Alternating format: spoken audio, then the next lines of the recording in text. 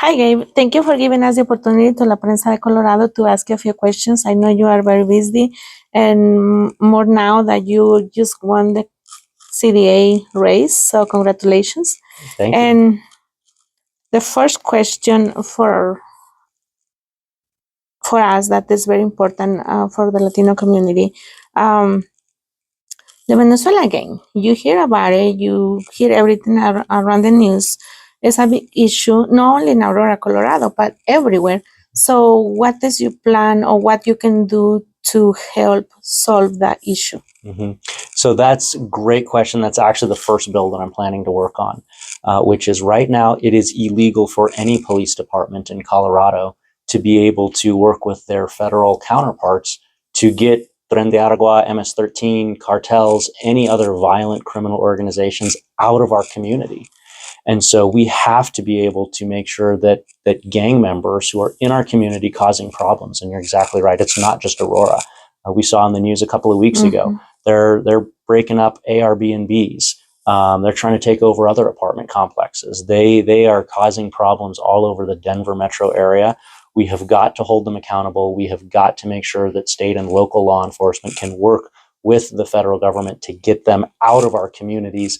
Again, doing that right now is currently illegal. And that's the first bill that I'm going to work on, is to make sure that we can get them out of our communities. Thank you. Our second question is fentanyl is a drug that has been killing a lot of people, and not only Anglo community, is affecting all the communities, todos. So what will be your input in this issue to help and stop those criminals that are selling those drugs on the streets? Yeah, fentanyl is terrible. I mean, it's incredibly dangerous.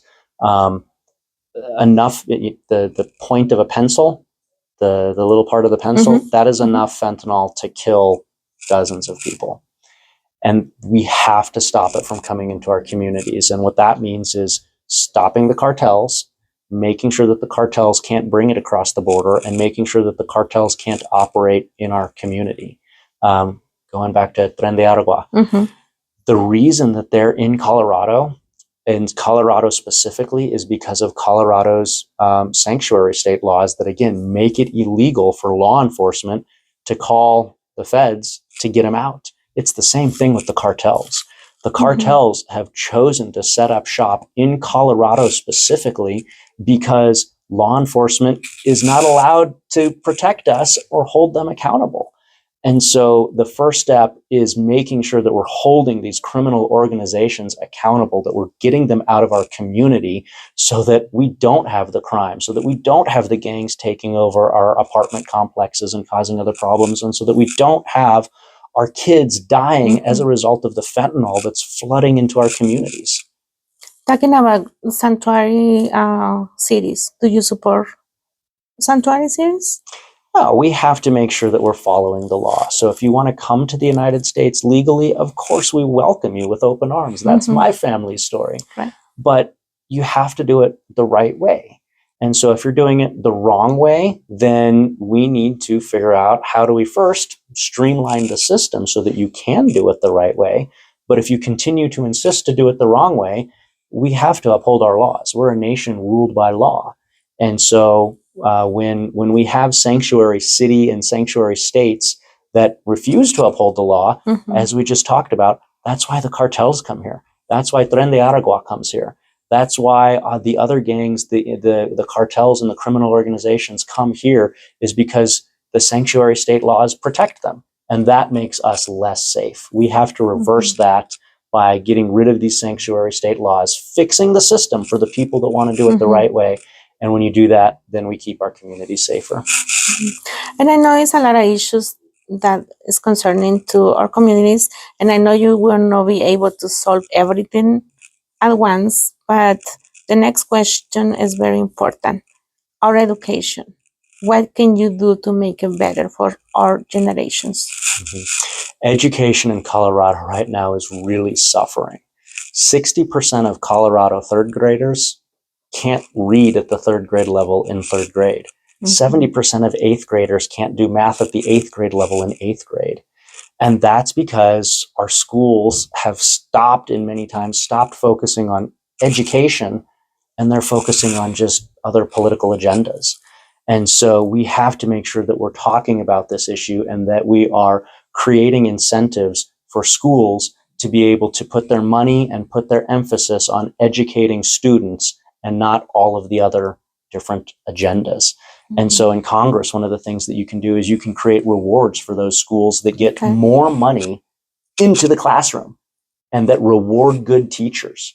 Right now, Colorado gets less money into the classroom than any of the other surrounding states as a percentage. So we can get more money, we can get higher pay for teachers, we can get better pay for teachers, and we can make sure that we're getting good teachers that actually want to teach just by creating some of those incentives to get more money into the classroom. We also have a great candidate, Yasmin Navarro, for the State Board of Education, also a Latina, an immigrant. And so I know she's a teacher. She's focused on doing these same things. How do we put the focus back on kids and families and making sure that kids, families, and teachers can work together to choose the best education for them so that a kid doesn't have to go to an underperforming school just because they're trapped in the wrong zip code. We need to make sure that we're protecting that choice. The parents can see what their kids are being taught, and we're rewarding those good teachers who are focused on teaching our kids.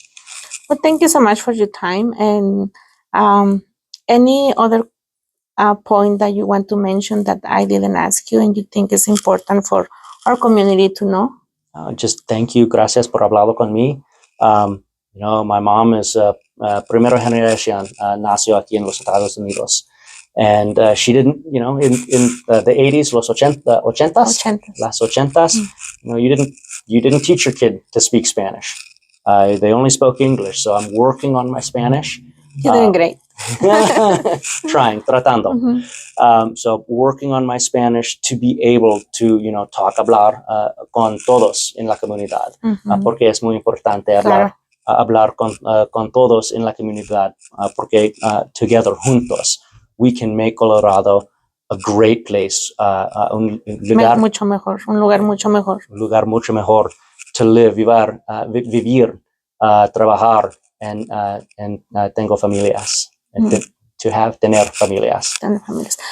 Escuché en la conferencia de prensa que dijiste que le das gracias a Dios por todo lo que has. Otra vez. I hear that you thank God for everything, and you always speak about your faith. What can you say to those churches that they say that the politica stay outside?